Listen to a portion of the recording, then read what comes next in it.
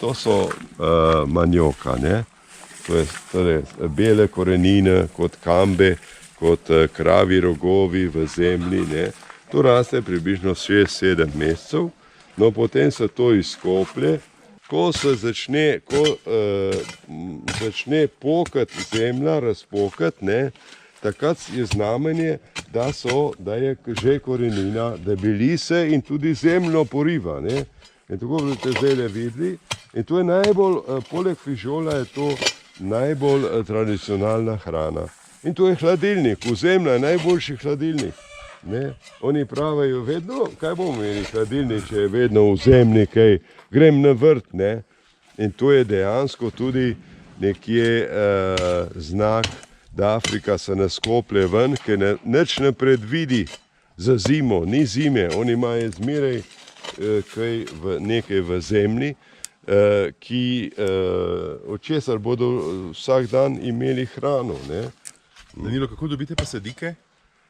Kar tole, tele vejce, tole prerežemo, to boljše, ne, to se zelo, in to v zemljo takole, malo zemljo odkopljeno, položimo pa pokrijemo in potem prihaja ven. Ne. Se to so sadike, recimo, ki jih dobi tudi dobra kvaliteta. Ne.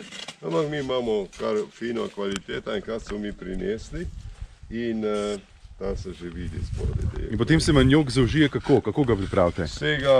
Se ga enostavno olupi, vsa ta proces bomo dali skozi, ne, in potem se ga pa skuha. Eni ga pa lepo razrežejo majhne koške, na soncu posušijo in potem nesejo v mlin in nastane bela moka. In potem z vrelo vodo polijejo to, malo zmešajo in to nastane pat, kot rečemo, ne, francosko pat. To je ena polenta, siva polenta, pepelnata polenta. No, to je potem, evo, se že bližamo. A veliko skrbi pa ne potrebuje med tem, ko raste? Ni treba nič skrbeti, ne vem, za vodo? To je vse bio. To je to nič nobenega špricanja. Imamo dve vrste manioke. Manioke za liste, kjer se listi obirajo, tukaj pa se ne sme list obirati. Če list obiraš, potem se korenina ne razvija. Ne? Tako da moramo spoštovati tako, kot raste. In tu je večino, cela dežela, vidi, največ je manioka pri cestah, ko gremo skozi. Ne? Ja, zdaj on odkriva to korenino, lahko je dolga pol metra, ene so do 10 kil težka, ne? Navadno je 2-3 kile je težka korenina. Ne? Tu je naš hladilnik, tudi za naš misijon je to hladilnik. Ne? Imamo tudi mi, tako kot ljudje, predvidimo, torej posadimo in potem banane, papaje, ne? Že vidite papaje, gor rumene, jih bomo danes spet obirali, in maniok, karkoli. Vrt je najboljši hladilnik, pa tudi najcenejši. In to vzameš lahko samo eno korenino, kar rabiš, kar potrebuješ, potem pa greš, drugi dan prideš pa spet drugo korenino. Ne? Torej potem jedo tole z temne odi, rečejo, zelenjavo malo skuhajo, potem pomešajo s tole z arašidovim maslom in potem bodisi s sladkim krompirjem, bodisi z maniokom, to potem jejo pa nosijo v ustem. Torej manioka ostane trda, ko je kuhana, ne?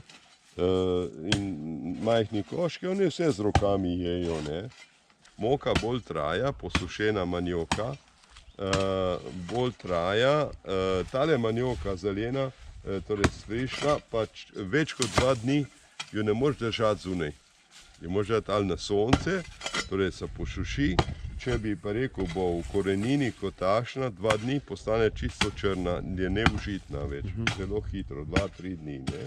Danilo, je bil kdaj kdo tako navdušen, da je skušal doma posaditi v Sloveniji, ali bi to rasla?